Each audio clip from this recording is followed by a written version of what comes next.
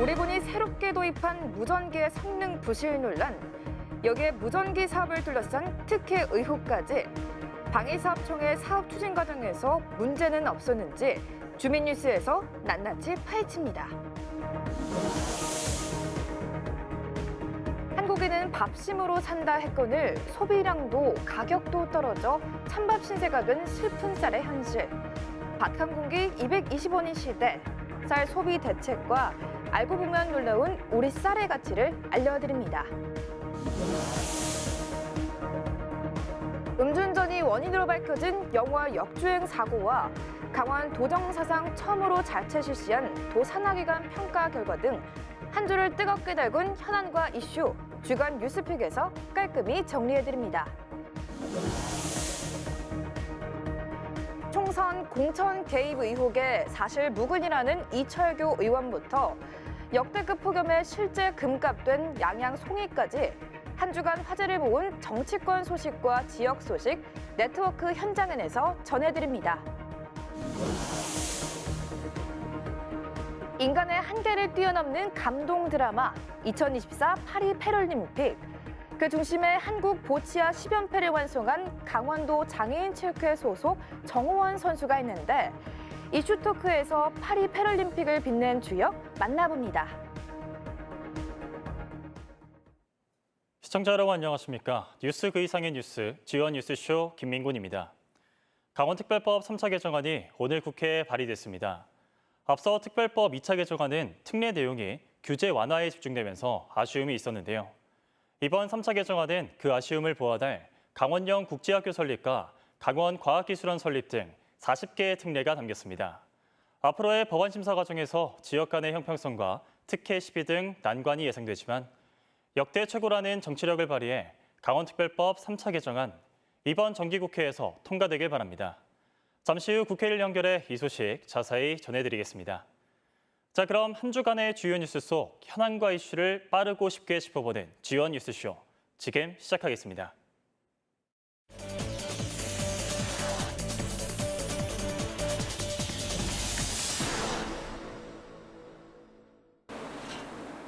전방군부대에 무전기 5만 6천여 대를 보급하는 전투원용 무전기 사업.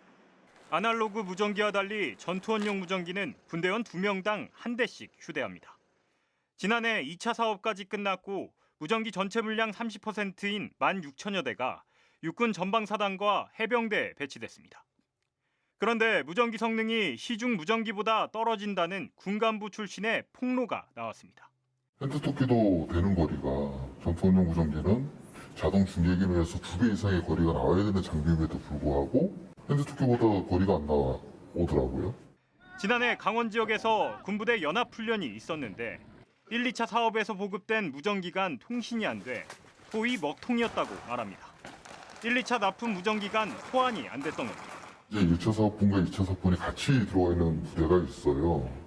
근데 한 개 부대 안에서도 이게 통신이 안 돼 버리니까 훈련할 때 엄청난 불편함이 있거든요. 비가 내려도 먹통이 됐다고 지적합니다. 성객 중에서 보니 이 방수기능이 전혀 없네? 생활방수라도 돼 있을까? 이런 문제가 또 생기는 거죠. 취재진은 무전기 납품업체를 찾아 입장을 물었지만 인터뷰를 거절했습니다. 방사업체인데 이렇게 찾아오시면 안 돼요. 저희는 취재할 생각 없어요. 사업을 추진한 방위사업청은 무전기 배치 이후 야전 운용 시험과 전력화 평가를 실시했을 때도 성능에 문제가 없었다는 입장. 다만 1, 2차 무전기 간 호환이 안 된다는 사실은 인정했습니다. 지원뉴스 원석진입니다. 네, 앞서 리포트에서 보셨듯 성능 논란이 불거진 방위사업청의 전투원용 무전기 사업. 주민뉴스에서 꼼꼼히 짚어보겠습니다. 제 옆에 이 문제 취재한 원석진 기자 나와 있는데요. 어서 오십시오. 네, 원 기자. 전투원용 무전기 성능이 이 시중의 무전기보다도 떨어진다는 주장이 나왔습니다. 네, 맞습니다. 저희 취재진이 접촉한 군 간부 출신이 폭로한 내용인데요. 전투원, 그러니까 전방군부대 병사들이 실제 작전에 사용하는 무전기가 쉽게 먹통이 된다는 주장이었습니다. 폐쇄적인 군의 특성상 접근이 쉽지 않아서 저희가 해당 무전기를 사용해보진 못했지만 문제를 제기한 군 간부 출신의 주장은 상당히 구체적이었습니다. 이에 대해 사업을 추진한 방위사업청은 전투원 무전기의 성능에 대해서 문제가 없다는 입장을 밝혔지만 1, 2차로 보급된 무전기 기간 호환이 되지 않는다는 사실은 인정했습니다. 네, 아니 통신의 기본은 양방향 소통인데 군용 무전기끼리 호환이 안 된다? 사실 상식적으로 이해가 되질 않습니다. 혹시 1, 2차 무전기를 납품한 업체가 달랐던 건가요?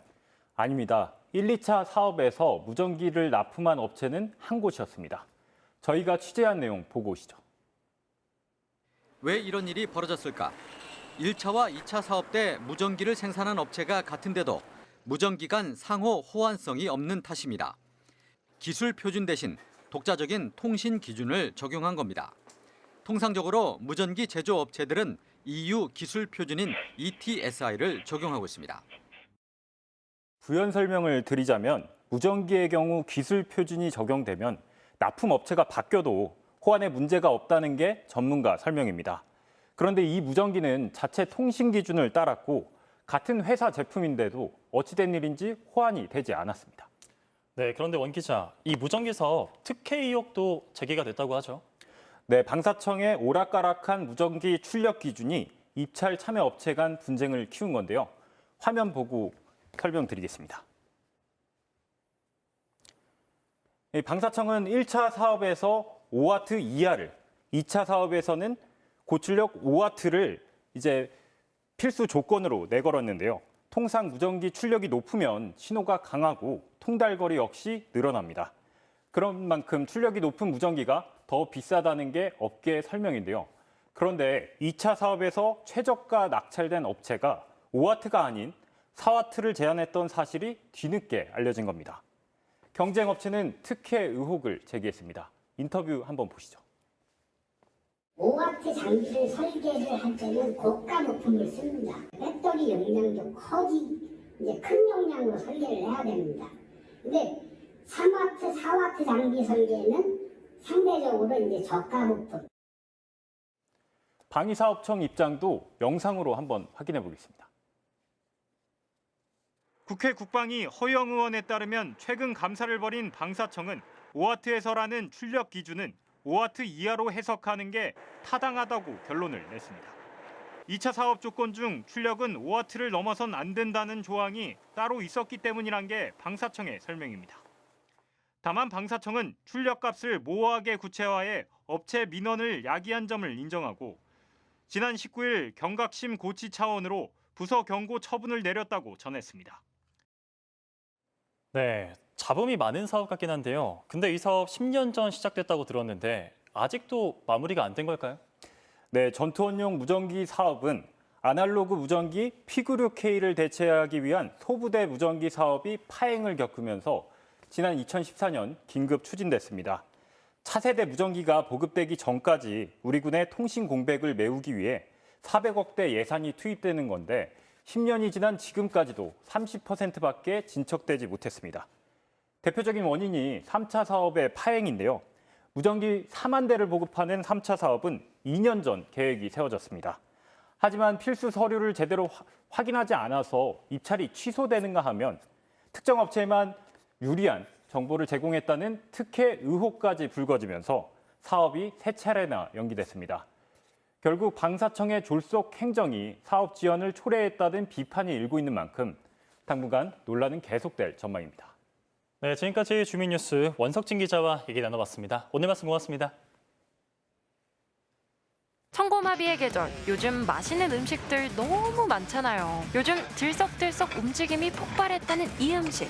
아, 음식이 아니라 가격이 한 공기에 220원이라고요? 귀농 귀촌 열풍 속에 국산 쌀에 대한 관심이 높아지고 있지만 실상은 가격 하락으로 어려움을 겪고 있습니다. 한국인은 밥심 아닌가요? 한국인은 밥심이다라고 불릴 만큼 예로부터 아시아권의 주 식량은 쌀이었는데요. 이 때문에 서로 자기네 쌀이 먼저다 다투기 시작했죠. 1993년 마오쩌둥의 고향인 중국 호난성에서 기원전 9,000년에서 11,000년 된 쌀이 발견되면서 쌀의 기원은 중국으로 알려졌었죠. 그런데 1994년 청주 오창에서 산업단지 개발을 시작하면서 1997년 합동 발굴팀이 탄화된 벽시 127톨을 발굴하게 됐는데요. 발굴팀은 이 벽시 씨를 방사선 탄소연대 측정을 위해 서울대와 미국 지오크론 연구소로 보냈고 무려 기원전 13,000년에서 15,000년 된 벽시로 판명나게 됐습니다. 학계에서는 난리가 났죠. BBC가 2003년 소로리 벽시를 최초의 쌀로 보도하면서 야생변지, 재배변지로 학계에선 목소리가 커졌는데요. 단순 채집인지 첫 농경 생활의 시작인지에 문제가 걸려있는 상황. 소로리 벽시는 야생벼와 농경벼의 과도기의 특성이 있고 벽시를 확대한 결과 잘린 흔적이 있었기에 국제학술 심포지엄에서 재배벼라 발표했습니다. 농경의 시작을 다룬 한국사와 세계사가 다 바뀌어야 할지도 모르는 상황과 몇몇 학자들의 협의가 이뤄지지 않아서 추가적인 유적이 발견되기 전까지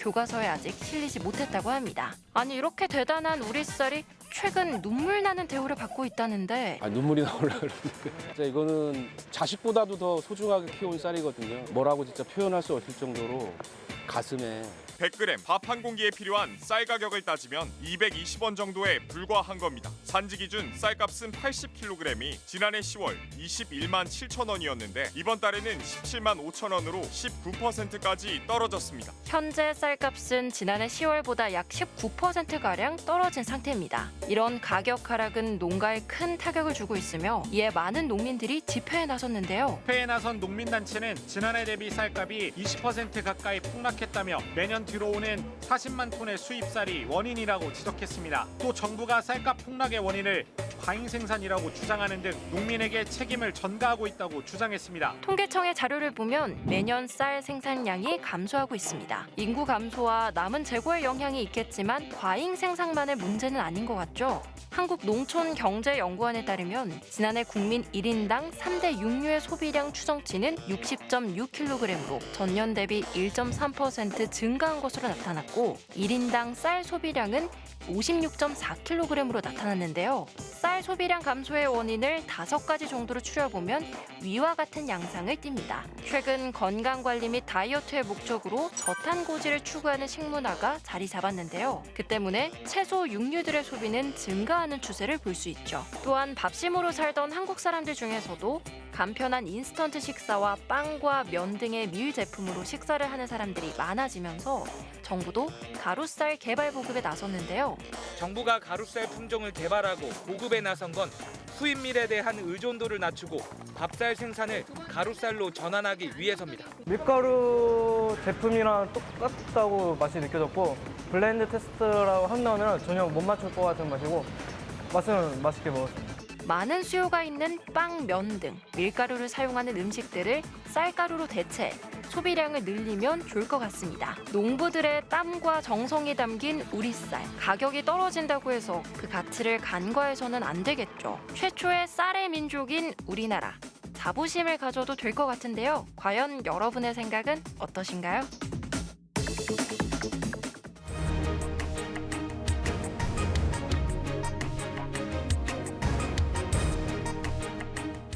네, 한 주간의 뉴스 가운데 가장 뜨거운 현안과 이슈만을 골라 정리해드리는 시간이죠. 주간 뉴스픽. 오늘도 주연방송보도국 홍석표 국장과 함께합니다. 어서 오십시오. 네, 안녕하세요. 네, 주간 뉴스픽 첫 번째로 픽한 뉴스, 어떤 뉴스인가요? 네, 오늘 첫 번째 픽은 영월 역주행 사고 20대 운전자 만취 운전입니다. 네, 추석 연휴 역주행 사고로 일가족이 참변을 당했다는 소식 너무나 안타까웠습니다. 네.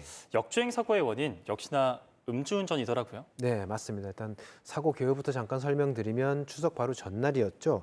그러니까 9월 16일 새벽 1시 27분쯤에 국도 38호선 영월 2터널 안에서 사고가 발생을 했는데 당시 사고 영상을 보면 보시는 것처럼 역주행 차량이 달리는 속도 그대로 정상 운행하던 차와 충격을 합니다. 그래서 충격이 꽤 커서 사선된 그림을 보면 운전석이 피해 차량 운전석 쪽이 완전히 사라질 정도로 충격이 컸었는데요.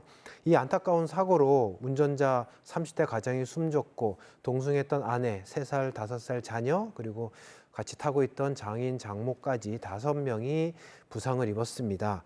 그러니까 명절 연휴에 이동 중이었던 것으로 추정은 되는데요. 네, 말씀 주셨듯이 이 역주행 승용차 차량, 가해 차량이 바로 음주운전을 했다는 것이었는데요. 국가수 감정 결과 역주행 차량 운전자의 혈중 알코올 농도가 면허 취소 이상 수치, 그러니까 0.08% 이상 나왔다고 보시면 될 것 같습니다. 근데 이 차량, 역주행 차량이 경찰 조사한 바로는 차량 사고 지점보다 4km 후방에서, 그러니까 영월 교차로부터 4km 정도 운행을 한 걸로 지금 경찰은 보고 있습니다. 네, 그렇군요. 경찰 조사 결과 가해 차량의 운전자 해병대 부사관이었던 것으로 밝혀졌는데요. 네. 앞으로 어떻게 되는 겁니까? 일단은 가해 차량 운전자, 역주행 차량 운전자도 사망을 했기 때문에 일단 해병대 부사관이란 것까지는 경찰에서 확인이 됐고요. 그래서 경찰은 이제 피해자 지인 조사가 마무리되면 군사 경찰로 사건을 넘길 것으로 보입니다. 참고로 이 해병대 부사관 역주행 차량 운전자는 사고 전에 지인들과 모임을 한 걸로 지금 알려지고 있고요. 그래서 종합하면 결국 또 음주운전이 자신은 물론이고 평범했던 한 가정도 파괴하는 아주 엄청난 결과를 초래한 안타까운 사고였습니다. 네, 참으로 안타까운 소식입니다. 네, 다음 달 25일부터 음주운전 방지장치 부착 제도가 실시가 됐는데요. 네. 5년 이내에 2번 이상 음주운전을 한 운전자는 음주운전 방지장치를 부착한 차량만 운전을 할 수 있게 됩니다. 음주운전은 자신뿐만이 아니라 이 타인의 생명과 행복까지 앗아갈 수 있다는 사실 명심해야겠습니다. 계속해서 주간 뉴스픽, 다음으로 픽한 뉴스 어떤 뉴스인가요? 네, 두 번째는 영월 삼척 예비 타당성 연장 11월 분수령입니다. 네, 강원 남부권 지역의 오래된 수건 사업이죠. 맞습니다. 영월 삼척 고속도로의 예비 타당성 조사가 한 차례나 더 연장이 됐다죠? 네, 일단은 강원도, 더 정확하게는 폐강 지역, 강원 남부권 주민들의 염원 사업이라고 할 수 있는 영월 삼척 고속도로 사업의 정부의 예비 타당성 조사가 한 차례 더 연장이 됐습니다. 그러니까 당초에는 이달 9월에는 결과가 나올 것으로 기대를 했는데 연장이 돼서 11월쯤, 빨라야 11월쯤 이제 결과가 나올 것으로 예상이 되는데요. 근데 이 연장이 이 강원자치도나 강원 남부권에서 볼 때는 긍정적인 시그널로 해석을 하고 있거든요. 그러니까 또 강원도 쪽에 유리한 결과가 나오기 위한 연장이다, 이렇게 기대를 하고 있습니다. 네, 그런데 돌아가는 분위기만 보면 분위기가 나쁘지 않은 것 같은데 어떻게 전망되고 있나요? 네, 이어서 말씀드려야 될 것 같은데요. 강원도는 그동안 이제 산지가 많은 지역적인 특성, 그다음에 균형 발전이라는 정책적인 부분을 이런 예비 타당성 조사, 특히 이제 도로, 철도, 교통 인프라 예비 타당성 조사에 감안해달라고 강력히 정부에 요청을 하고 있는데, 이 경제성만 따지면 강원도 같은 경우는 수요가 나오지 않아서 경제성이 떨어질 수밖에 없거든요. 그래서 이런 지역적 특성과 균형 발전 등 정책적인 고려가 반영되기 위해서 더 연장됐다. 이제 강원도는 그렇게 긍정적인 시그널로 보고 있다라고 보면 될 것 같고요. 근데 어쨌든 이 사업 전체가 한 5조 원에 달하는 사업이기 때문에 그 부분은 사업비가 좀 과다하다는 부분은 아마 정부에서 좀 고민을 하고 있는 것 같습니다. 네. 네. 지방 소멸 위기에 처한 강원 남부권이 살 길은 고속도로 건설뿐입니다. 강원도와 정치권 그리고 주민들이 운임을 모아서 계속해서 정부를 설득시켜 나가야겠습니다. 자, 주간 뉴스픽 다음으로 픽한 뉴스 어떤 뉴스입니까? 네, 세 번째는 강원도 산하기관 기관별 평가 힙입니다. 네. 네. 그간 도산하기관 평가를 외부 기관에 맡겼던 네, 강원도가 올해부터 직접 평가에 나섰습니다. 네. 최근 첫 평가 결과가 발표됐다고 하죠. 어떻게 나왔죠? 네, 맞습니다. 일단 평가 개요부터 좀 잠깐 설명드리면 그동안 말씀하신 것처럼 외부에다가 이제 강원도의 10여 개 산하기관의 평가를 맡겼었는데 올해는 처음으로 강원도가 직접 교수와 회계사, 전문가들 23명으로 구성된 평가당을 만들어서 지난 3월부터 8월까지 평가를 서면 평가도 하고 현장 실사도 해서 평가를 벌였습니다. 그 결과가 뒤에 보시면 이렇게 나오는데 여기 이제 좋은 평가와 나쁜 평가 부분만 저희가 좀 추려놓은 건데요. 보시면 강원관광재단, 강원인재육성 평생교육진흥원, 디자인진흥원 S등급으로 제일 좋은 등급을 받았죠. 경제진흥원도 A등급 받았습니다. 그 사이에 A등급, B등급이 있는데 거기는 너무 많아서 저희가 일단은 여기서는 소개하지 않고 하위 등급도 좀 보여드릴 필요가 있어서 여기 보시면 주식회사 강원수출, 문화재연구소, 강원연구원, 강원심층수, 중도개발공사 등이 C나 D등급으로 낮은 등급을 받았습니다. 근데 조금 유심히 보시면 하위 등급을 받은 5개 기관 중에 작년에는 좋은 등급을 받았던 곳이 두 군데가 있거든요. 네. 특히 이제 강원연구원 같은 경우는 작년에 A 등급이었는데 올해는 C 등급을 받았는데 최근에 강원연구원에 이런저런 나오는 말들 때문에 이 운영의 문제 때문에 그런 부분들이 반영되지 않았나 판단됩니다. 네. 네, 이 평가를 했다면 후속 조치가 필요하겠죠. 그렇습니다. 강원도는 어떤 개선책을 나눴나요? 일단 강원도는 출자 출연 기간, 이 평가 대상 기관들의 책임 경영과 재무 건설성을 이번 평가를 갖고 강화한다는 데 자료로 쓰겠다는 거고요. 특히 이제 CD, 좀 전에 보여드린 CD 평가를 받은 부진한 평가를 받은 기관에 대해서는 경영 컨설팅 그리고 직무 역량 강화 이런 것들을 통해서 그 기관이 개선될 수 있도록 한다는 것이고요. 그리고 또 평가 결과는 임직원의 보수 기준에도 반영을 하겠다. 그러니까 한 가지 더 이번에 자체 평가를 하면서 강원도가 짚고 넘어간 것이 있는데요. 보시면 이제 기관장 평가도 했었거든요. 근데 그 기관 평가에서는 낮은 평가를 받은 기관의 기관장이 좋은 평가를 받는 경우들이 좀 있었어요. 근데 이런 경우는 강원도가 평가 지표나 이런 것들이 적정했는지 내년 평가부터는 좀 검토를 해보겠다고 합니다. 네. 네. 이번 평가를 계기로 도산화 기관들의 경쟁력 강화를 위한 고민과 방안이 이어지길 바라겠습니다. 네. 주간 뉴스픽 마지막으로 픽한 뉴스 어떤 뉴스입니까? 네. 마지막 픽은 장례식장 진통 도사용 승인 촉각입니다.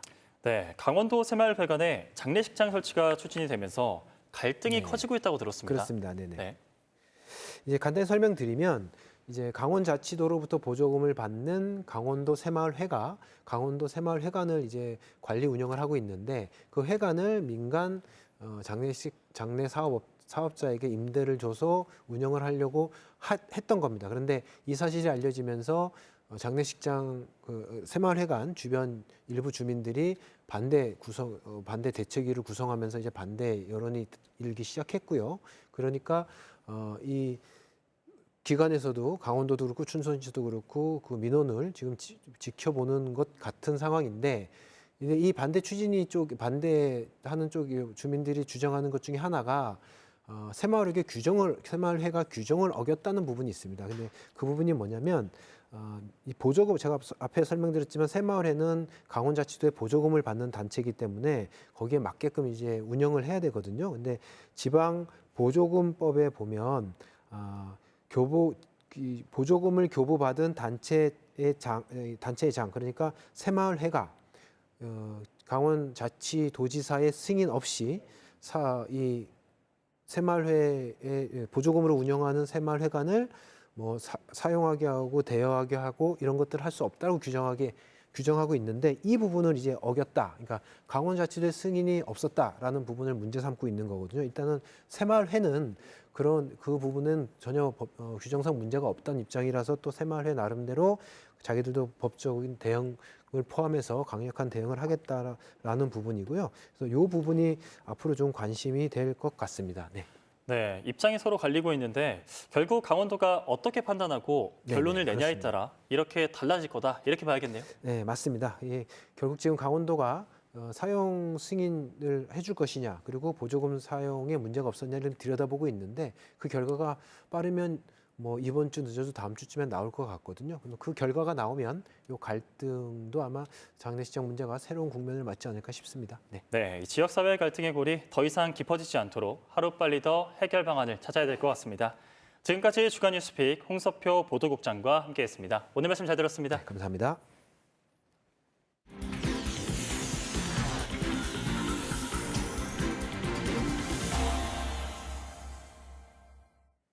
네, 한 주간의 주요 뉴스 속 현안과 이슈를 빠르고 쉽게 짚어보는 주요 뉴스쇼. 지금 함께하고 계신 시각 7시 9분 지나고 있습니다. 네, 이번 순서는 한 주간의 화제를 모은 정치권의 소식과 지역 소식을 전해드리는 네트워크 현장의 시간인데요. 오늘은 서울과 영동지사 연결해서 소식 들려드리겠습니다. 먼저 국회를 연결해 정가 소식 알아보겠습니다. 지금 국회에 김도환 기자 나와 있는데요. 김도환 기자. 네, 국회입니다. 네, 아무래도 이철규 의원 의혹이 이번 주 시끄러웠으니까 이 소식부터 들어보겠습니다. 어떻게 된 일이죠? 네, 의혹이 제기됐고 이철규 의원은 부인했습니다.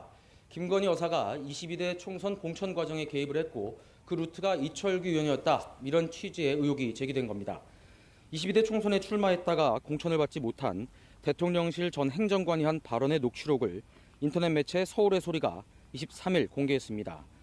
김건희 여사가 김영선 전 의원 공천에 개입했다는 보도에 이어 다시 비슷한 의혹이 제기된 겁니다. 이철규 의원은 지난 총선에서 공천관리위원을 맡았었고 친윤이라는 점도 누구나 다 아는 사실입니다. 따라서 현재 계속 나오고 있는 의혹의 핵심은 김건희 여사가 공천에 개입했느냐 아니냐지 이철규 의원이 무슨 역할을 했는지는 아닐 겁니다. 이철규 의원은 녹취록이 공개된 직후 보도된 발언 내용은 전혀 사실이 아니라고 밝혔습니다. 또 한 개인의 망상에 기초한 허구의 발언이라면서 사실 확인 없이 악의적으로 허위 사실을 보도하고 유포하는 행위에 대해서 끝까지 법적 조치를 취할 것이라고 밝혔습니다. 최근 대통령실이나 김 여사 관련 의혹이 나올 때마다 이철규 의원이 함께 거론되고 있는데 권력에 가까이 있다 보니 어쩔 수 없이 감당해야 하는 세금 같은 것으로 보이기도 합니다. 네, 다음은 많은 분들이 기다렸던 소식입니다. 오늘 강원특별자치도법 3차 개정안이 국회에 발의가 됐습니다. 자세히 전해주시죠. 네, 한 달 정도를 준비해서 한기호, 송기현 두 여야 중진 의원이 공동 발의했습니다. 법안에는 다른 지역 의원들 105명이 서명을 했습니다. 그러니까 법안에 좀 힘이 실려 있는 셈입니다. 3차 개정안은 40개 특례를 담았습니다. 국제학교 설립 권한을 강원도가 가진다거나 댐 주변 지역에 대한 지원을 확대하는 등의 내용입니다. 지난 개정이 환경, 산림, 농지, 군사 등 4대 규제를 푸는 데 주력했다면 이번 개정안은 미래산업 글로벌 도시라는 강원특별자치도의 비전을 실현하기 위한 입법 과제들입니다. 다만 특례는 특혜일 수도 있고 또 당연히 형평성 논란도 있을 겁니다. 부처의 반대나 우려가 있을 수밖에 없는데 법안을 온전하게 통과시키기 위해서는 치밀한 논리는 물론이고 정치력도 100% 이상 발휘해야 할 겁니다. 네, 심의 과정에서 덜어내잔 법안이 없어야 할 텐데요. 국비도 마찬가지겠죠. 이제 심사를 앞두고 있는데 강원도의 국비가 9조 7천억 원으로 역대 최대 규모입니다. 이제 국회의 시간이겠죠? 네, 감액은 막아야 하고 또 증액도 해야 되고 신규 사업도 반영해야 되는데 이런 것들이 다 국회의 몫이다 보니까 최근 국회에 강원도청 관계자들이나 각 시군 관계자들을 많이 볼 수가 있습니다. 각 정당들도 지자체와 잇따라 간담회를 열면서 민생 현안을 챙기는 모습을 보여주고 있습니다. 지난달 민주당에 이어서 국민의힘도 이번 주 강원도와 함께 예산정책협의회를 열었습니다. 원내대표와 정책위 의장, 예결위 간사처럼 예산 길목에 있는 여당 주요 당직자들이 대거 참석했습니다. 강원도는 현안 가운데 딱 5개만 추려서 건의했습니다. 영월 삼척 고속도로와 제2경춘국도, 반도체, 폐광지 경제진흥사업, 또 국방기술품질연구원, 방탄시험장 확장 등입니다. 국민의힘에서도 강원도 현안이나 예산에 각별히 신경을 쓰고 있는 모양새입니다. 그도 그럴 것이 이번 국민의힘 소속 강원도 의원들의 역량이나 무게감이 여느 때와 다르기는 합니다. 추경호 국민의힘 원내대표는 인사말을 통해서 제가 원내대표를 하고 있지만 원내대표보다 더 국민의힘을 대표하는 분들이 강원도 의원으로 포진해 있다 이렇게 말하면서 예산 확보에 큰 역할을 할 것으로 생각한다고 말했습니다. 네, 춘천시도 어제 국비 확보 간담회를 국회에서 열었다고 들었습니다. 기초자치단체가 이렇게 행사 형식으로 국회에서 예산 협의를 하는 게 드문 일인 것 같은데요. 어떻습니까? 네, 보통 당정협의회나 예산정책협의회, 실무협의 이런 것들 많이 합니다만 이렇게 국회에서 판을 깔아놓고 하는 경우는 좀 흔치가 않습니다. 그만큼 춘천시가 힘을 주고 있다는 건데 지역구 국회의원 2명이 모두 예결위에 포진해 있다는 점과 무관하지가 않을 겁니다. 어제 간담회에는 육동환 춘천시장을 비롯해 춘천시청 국장급 간부 대부분이 참석했습니다. 송암 종암격기장 환경 개선이나 장애인 평생교육센터 건립, 북산면 조교리 도로 개설 같은 20개 사업을 국회에 건의했습니다. 시정 방향의 연관이 크면서도 시민들에게 직접 도움이 되고 또 하지만 예산은 많이 드는 그러니까 국회 협조가 필요한 사업들로 추렸습니다. 춘천시는 이번에 국비 추가 확보 목표액을 250억 원으로 잡고 있습니다. 의원들은 예산에 대해서는 적극적인 협조를 약속했습니다. 사선 한기호 의원이 여당 예결위원이고 허영 의원은 거대 야당의 예결위 간사기 때문에 손발만 잘 맞으면 춘천시에는 큰 기회가 될 겁니다. 지금까지 국회에서 전해드렸습니다. 네, 김도환 기자 오늘 말씀 잘 들었습니다. 그럼 이번엔 강릉에 있는 영동지사 연결해서 한 주간의 화제를 모은 동해안 지역 소식 알아보겠습니다. 김기태 기자. 네, 강릉입니다. 네, 올여름 역대급 폭염에 가뭄까지 기승을 부렸고 최근엔 폭우까지 내리면서 기후변화를 실감하게 합니다. 이런 지구온난화의 영향이 영동 지역 대표 고소득 작물에 영향을 미치고 있다고 하죠. 네, 그렇습니다. 역대급 폭염과 또 가뭄으로 힘들었던 게 어제 같은데 지난 주말에는 또 아시다시피 폭우가 내렸습니다. 지금도 영동 지역에는 비가 계속 오락가락하고 있는데요. 또 거기에다 기온까지 뚝 떨어지면서 기후변화를 실감할 수 있는 요즘입니다. 가을이 아주 성큼 다가오고 있는 것 같은데요. 가을하면 떠오르는 대표 작물, 동해안 대표 작물인 양양송이 역시 기후변화의 여파를 피해가지 못하고 있는 실정입니다. 매년 가을이면 찾아오는 양양송이, 올해는 폭염과 가뭄 탓에 첫 공판이 예년보다 9일가량이나 늦어졌습니다. 생산 자체가 없다 보니 공판이 미뤄지면서 추석 선물은 꿈도 꾸지 못했고 업계의 대목도 빈손으로 지나가 버렸습니다. 취재팀이 직접 공판장을 찾아가 봤더니 업계에서는 송이보다 공판에 온 사람이 더 많다는 푸념이 들릴 정도로 상황이 아주 심각했습니다. 지난 월요일 공판에 나온 물량은 1등급부터 등급 외까지 모두 합쳐서 9.06kg에 불과했습니다. 1등급 송이는 1kg에 102만 3천 원 선, 2등급은 83만 3천 원 선에 낙찰됐는데 그나마도 1등급은 5뿌리, 2등급은 10뿌리가 전부라 15뿌리 전부 합쳐서 1kg 뿐이었습니다. 송이가 귀해질 때마다 붙던 황금송이라는 수식어가 실감나는 순간이었습니다. 업계에서는 그나마도 물량이 없어서 소비자들에게 팔지 못하고 있다며 한숨만 내쉬고 있는 상황입니다. 송이는 보통 10에서 20도의 기온이 최상의 생육 환경입니다. 이제는 기후변화에 맞게 송이 생산 시기가 약 한 달가량 늦어지는 것을 기정사실화해 대비해야 한다는 목소리들이 나오고 있습니다. 더불어서 지역 주민들은 다음 달 3일 열리는 양양 송이 연어 축제를 앞두고 송이 생산량이 예년 수준으로 회복하기를 아주 간절히 바라고 있는 상황입니다. 네, 그런가 하면 고성군이 동해안 최대의 석호인 화진포 일대에 국가해양생태공원 조성을 추진하면서 관심을 모으고 있다고 하죠. 네, 말씀하신 것처럼 고성군에는 다양한 생태와 역사가 남아있는 동해안 최대 규모의 석호, 화진포가 있습니다. DMZ와 인접해 있어서 동해안 석호 가운데서도 가장 보존이 잘 되어 있다고 평가를 받고 있는데요. 이 화진포 일대가 자연의 가치를 살려서 여가와 교육 공간이 잘 갖춰진 국가해양생태공원으로 변신을 준비하고 있습니다. 고성 화진포는 산과 호수, 해변이 한데 어우러지고 잘 보존된 자연과 뛰어난 경관에 과거 권력자들의 별장이 있는 곳으로도 유명한데요. 둘레만 16km에 이르는 넓은 호수와 백사장이 일품입니다. 주변에는 소나무 숲과 각종 동식물을 관찰할 수 있는 습지까지 아주 그대로 보존이 되어 있어서 트레킹 코스로도 인기를 끌고 있습니다. 문제는 각종 규제와 열악한 고성군 자체 예산만으로는 개발은커녕 관리도 버거웠다는 점입니다. 이에 고성군은 생태와 역사 등 보존 가치가 높은 화진포를 지키기 위해서 국가해양생태공원 지정을 추진하고 있습니다. 생태복원과 정비를 통해 사계절 내내 살아있는 공간으로 만들겠다는 구상입니다. 지정만 되면 각종 생태 조사를 통한 국가 차원의 연구와 약 6천억 원의 경제 효과와 2천여 명의 고용 유발 등 지역 경기 활성화도 기대가 됩니다.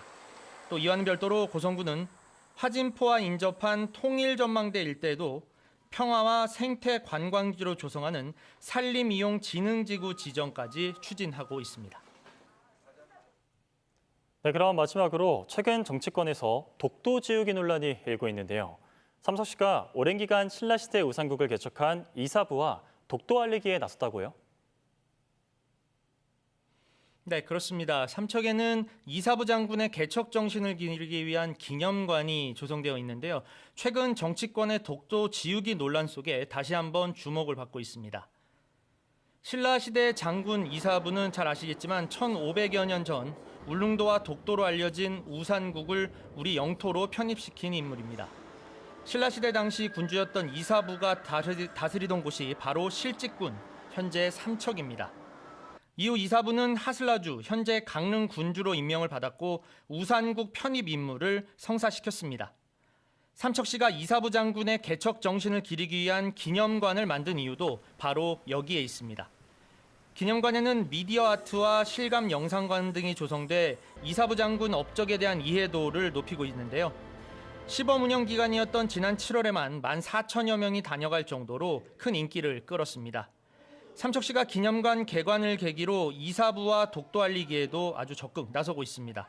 우선 이사부의 개척 정신을 계승해 시민 대상 역사 인식 제고와 학교 대상 맞춤형 교육도 늘려갈 계획입니다. 정치권에서는 독도 지우기 논란이 있긴 하지만 독도가 우리의 영토라는 점에서는 이견이 없을 겁니다. 삼척 이사부 기념관이 대한민국 영토인 독도 교육의 메카로 성장해 나가기를 기대해 보겠습니다. 지금까지 영동지사에서 전해드렸습니다.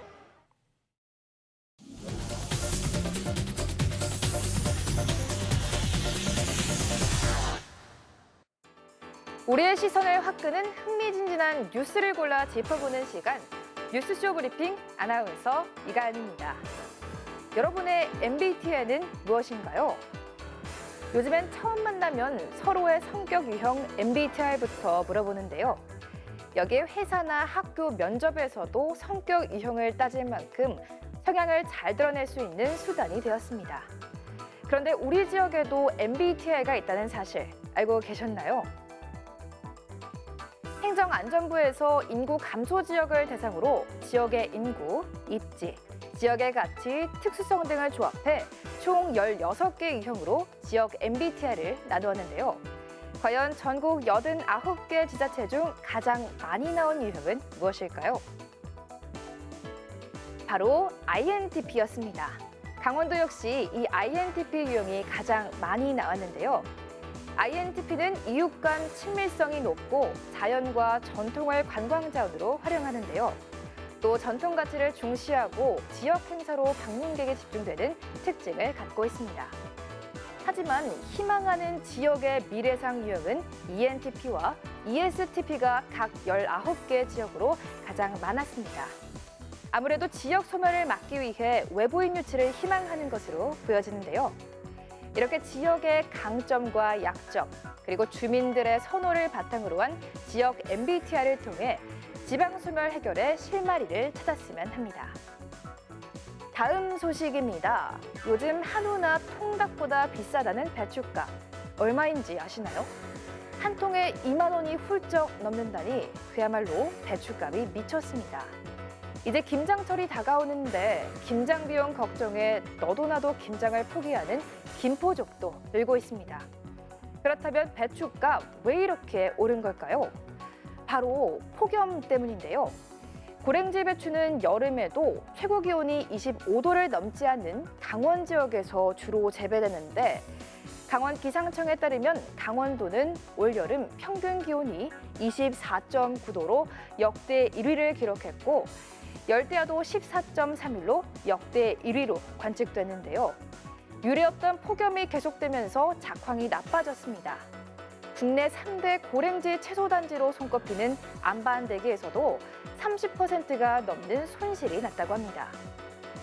강원 지역 고랭지 배추 재배 면적은 꾸준히 감소해 지난해에는 5,242헥타르를 기록하면서 20년 만에 반토막이 난 상태입니다.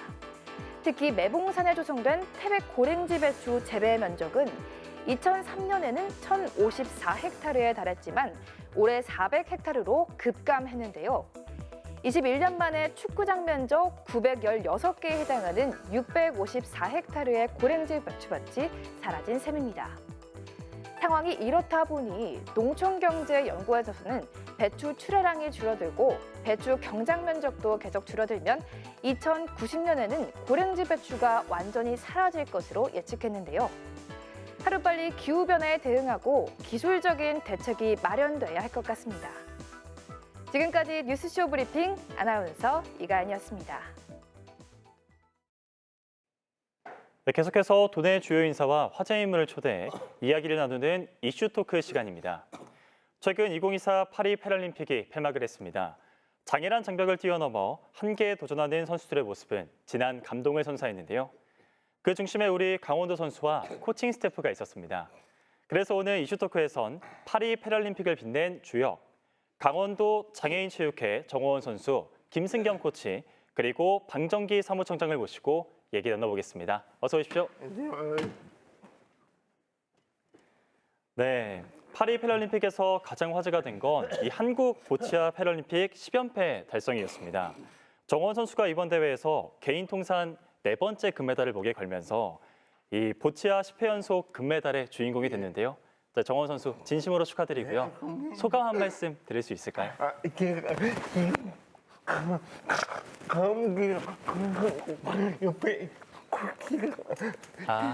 네네. 네, 정원 선수가 감기로 인해서 우리 코치님께서 그러면 대신 말씀해 주시죠. 받아 적어왔는데 네네. 제가 이거를 그대로 읽어드리겠습니다. 네, 알겠습니다. 대한민국 보치아가 패럴림픽 10연패라는 업적을 달성하게 돼서 매우 기쁘게 생각합니다. 우리 보치아 대표팀의 간절한 마음과 노력 그리고 국민 모두의 성원이 모두 모여 만들어낸 결과라고 생각합니다. 좋은 결과가 나올 수 있도록 지원과 도움을 아끼지 않고 또 응원해 주신 모든 분들께 감사의 말씀을 드리겠습니다. 라고 적어주셨습니다. 네. 예, 정원 선수가 감기 기운으로 인해서 김승경 코치님께서 대신 말씀을 해주셨고요. 이 파리 패럴림픽 때 보치아 중계 방송을 보다 보니까 정원 선수와 김승경 코치님께서 함께 경기를 풀어가더라고요. 좀 생소해 보였는데 코치님께서 보치아 종목이 뭔지 경기 방식은 어떻게 되는지 자세히 설명 부탁드리겠습니다. 보치아는 중증 장애인들을 위해 고안된 스포츠 중 하나입니다. 선수들이 정해진 코트 안으로 공을 굴리거나 공을 던져서 표적구에 가장 가까운 공의 점수를 합해서 승패를 겨루는 방식의 경기입니다. 쉽게 말해 우리에게 잘 알려진 컬링 종목과 비슷한 방식으로 진행된다고 생각하시면 이해가 빠를 것 같습니다. 신체적 능력에 따라 등급을 나눠 경기가 펼쳐지게 되는데 손으로 직접 공을 던지거나 이제 정우원 선수처럼 비장애인 선수의 도움을 받아서 마우스 스틱과 이제 홈통을 이용하여 공을 굴리기도 합니다. 네.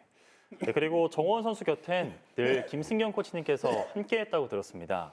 무려 그 시간이 14년이라고 들었는데요. 경기장 밖에서도 서로의 고민을 털어놓는 동갑내기 친구라고도 들었습니다. 그 누구보다 정 선수를 잘 아셨기에 이번 대회의 감회가 남달랐을 것 같은데 어떻습니까? 이번 파리 패럴림픽을 준비하면서 사실 많은 시행착오와 슬럼프를 겪었습니다. 경기가 생각대로 풀리지 않을 때는 이제 서로에게 미안해하고 더 좋은 방향을 잡기 위해서 정우원 선수와 함께 고민도 많이 했고요. 또 과감한 시도를 해보면서 이제 실패도 많이 맛봤습니다. 그런 힘든 과정을 함께 해왔고 정우원 선수가 이런 훈련들을 잘 버텨줬기 때문에 좋은 결과가 뒤따랐다고 생각합니다. 이 자리를 빌려서 정우원 선수에게 다시 한번 감사하고 이제 축하한다고 전해주고 싶습니다. 네. 그리고 정원 선수는 패럴림픽 최다 메달 기록 보유자로 이 한국 보치아의 전설이자 보치아계 페이커라고 불리우기도 합니다. 그래서 언제 보치아를 시작하게 됐고 어떤 과정을 거쳐서 지금의 자리에 서게 됐는지 궁금한데요. 코치님께서 말씀해 주시죠. 정원 선수는 이제 보치아를 시작한 게 이제 중학교 때 선생님의 권유로 보치아를 시작하게 됐고 지금까지 20여 년 동안 보치아 생활을 이제 하고 있습니다. 20여 년 동안 보치아 선수로 활동을 했지만 실질적으로 급여를 받으면서 운동을 했던 기간은 이제 2019년도에 강원특별자치도 장애인 체육회에서 보치아 팀이 처음 창단이 되고 본격적으로 이제 실업팀 선수로 활동을 하면서 강원특별자치도의 이제 전폭적인 지원으로 이제 운동에만 전념할 수 있었고요. 그런 것들로 인해서 도쿄 패럴림픽이나 파리 패럴림픽에서 좋은 성적을 낼 수 있었던 것 같습니다. 네, 말씀 고맙습니다. 네, 그리고 파리 패럴림픽에선 정원 선수뿐만이 아니라 사격 이관왕 박진호 선수가 선수단 MVP에 선정되는 등 강원 전사들의 활약이 돋보였습니다. 방정기 사무처장님을 비롯한 현지 응원단이 격려해 주시고 힘을 실어주셨다고 들었는데요. 이번 파리 패럴림픽을 통해 얻은 성과와 과제가 있다면 어떤 거라고 생각하십니까? 네, 이번 파리 패럴림픽에서는 우리 강원도 선수단의 성과가 곧 대한민국 선수단의 성과라 그렇게 생각합니다. 대한민국 선수단이 금메달 총 6개를 획득했는데요. 그중에 3개가 강원도 선수단이 이뤄낸 성과고 이로 인해서 대한민국이 종합순위 22위의 성적을 거둘 수 있었습니다. 여기 정호원 선수와 김승경 코치가 나와 계신데요. 이 두 분이 이뤄낸 그 보치아 종목의 보치아 종목의 10연패 이런 대기록을 수립하였으며 사격의 박진호 선수가 패럴림픽 사상 첫 이관왕이 되었고 대한민국 MVP로 선정되기도 하였지요. 특히 이번에 우리 강원도 선수들이 크게 선전을 했는데요. 좀 아쉬웠던 점들은 아마 방송 중계가 되지 않아 모르는 국민들이 많다는 점이 조금 아쉽습니다. 다행히도 이번 국회에서 장애인 스포츠 시청권 확보를 위한 법 개정이 추진된다고 하는데 이 법이 조속히 통과되어서 장애인 스포츠 경기의 방송 중계가 많이 되기를 기대해 봅니다. 네, 그리고 정말 죄송스럽지만 저도 솔직히 이번 대회를 통해서 강원도에 보치아 실업팀이 있다는 걸 처음 알게 됐습니다. 이 사무처장님, 도내 장애인 실업팀 어느 정도 있을까요? 네, 저희 강원도 내에는 장애인 실업팀이 총 6개 팀이 있습니다. 강원도청의 아이스하키팀, 춘천시청의 휠체어 농구팀, 강릉시청의 사격팀, 그리고 저희 도 장애인체육회의 보치아팀, 휠체어 컬링팀, 그다음에 육상팀에 총 45명의 선수 지도자가 있습니다. 앞으로 시군 장애인체육회와 긴밀하게 협의하여 신규 실업팀 창단을 적극적으로 유도할 계획이며 임기 중에 동계 스포츠 메카인 강원도의 특성을 잘 활용하여 동계 종목을 집중적으로 육성해 보고자 합니다.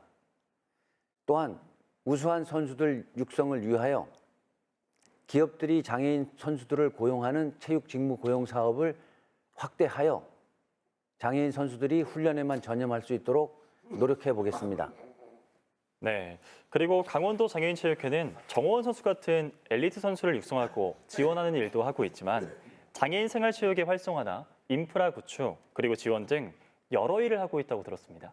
네, 우리 강원도 장애인체육회는 장애인 생활체육 활성화, 가맹경기단체의 지도, 우수선수 육성 등을 목적으로 2007년도에 설립되었습니다.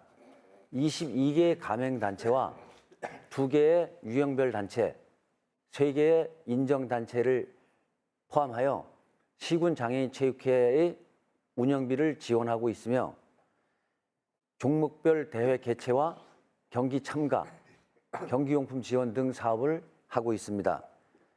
장애인 생활체육 활성화 사업으로 학교 체육 교실 동호인 클럽 지원, 학교 체육 꿈나무 육성 지원, 통합 체육 수업 운영 지원, 동학예 종목 캠프 운영 지원, 생활체육 지도자 육성 배치 등을 통하여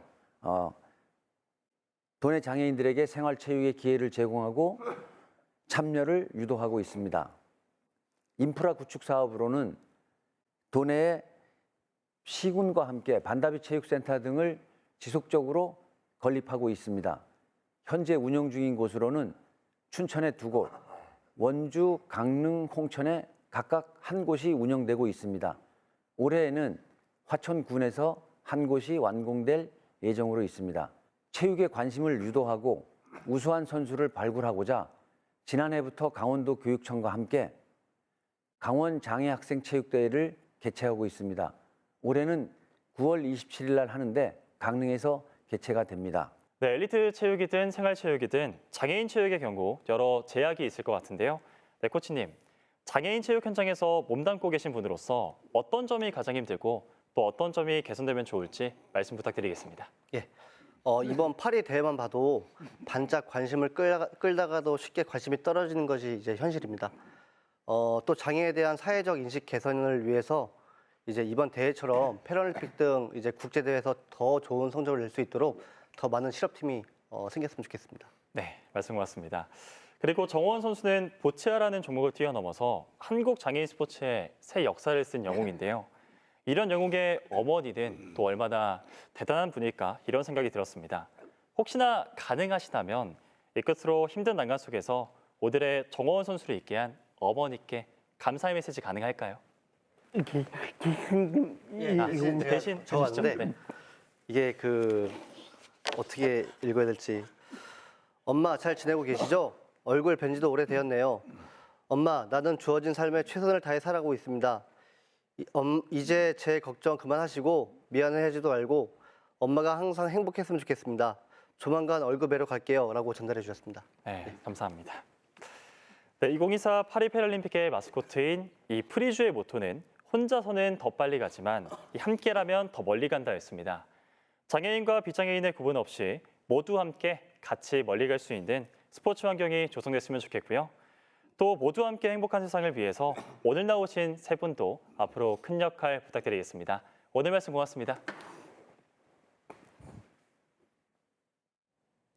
네, 오늘 저희가 전해드린 소식 가운데 긴 폭염 탓에 금값된 양양송이와 배추 이야기가 있었는데요. 어느새 자고 나니 가을이 됐습니다. 아침 저녁으로 날이 쌀쌀해져 일교차가 크니까요. 감기 걸리지 않도록 입고 벗기 쉬운 겉옷 챙기시고요. 따뜻한 물을 자주 마시는 등 건강 관리에 신경 쓰셔야겠습니다. 뉴스 그 이상의 뉴스, 지원 뉴스쇼. 저희가 준비한 소식은 여기까지입니다. 편안한 저녁 시간 보내십시오. 고맙습니다.